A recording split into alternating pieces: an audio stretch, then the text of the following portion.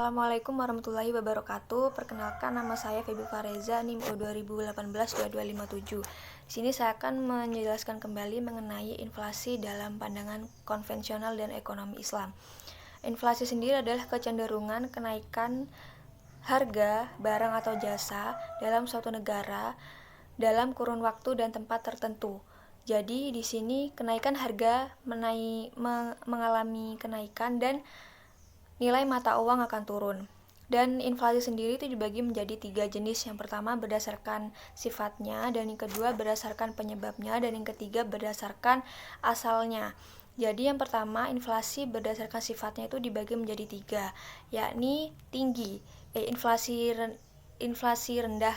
Yang pertama itu ketika inflasi terjadi persentasenya itu sampai 1-10%. Dan inflasi menengah itu ketika kenaikan harganya mencapai 10% sampai 30%. Dan inflasi tinggi itu ketika persentase kenaikan harganya mencapai 30% sampai 100% atau bahkan lebih. Selanjutnya, inflasi menurut penyebabnya itu ada 2, yakni menurut permintaan dan penawaran. Ketika inflasi menurut permintaan ini terjadi ketika permintaan masyarakat yang sedang tinggi sedangkan persediaannya itu sedikit.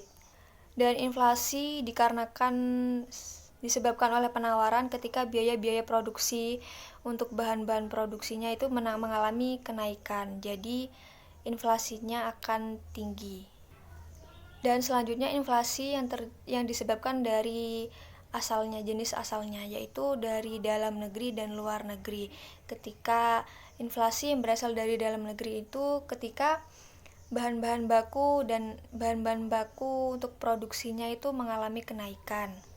Sedangkan dari luar negeri itu disebabkan misalnya karena biaya impor yang tinggi karena membeli barang-barang dari luar negeri.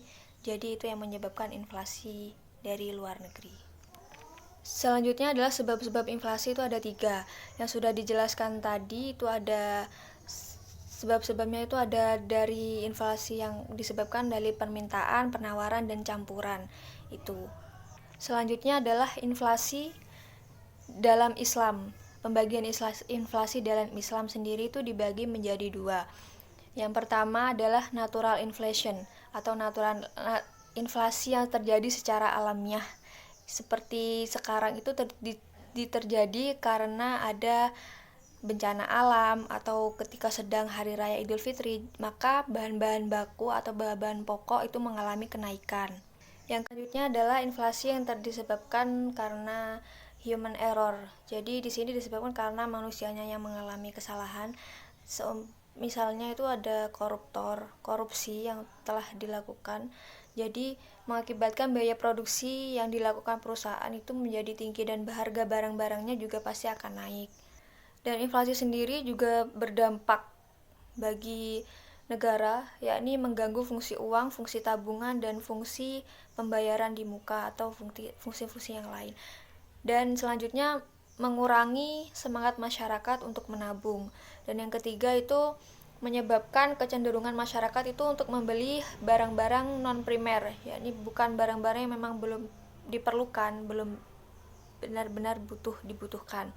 Dan inflasi sendiri ini juga pemerintah juga memiliki solusi untuk inflasi sendiri.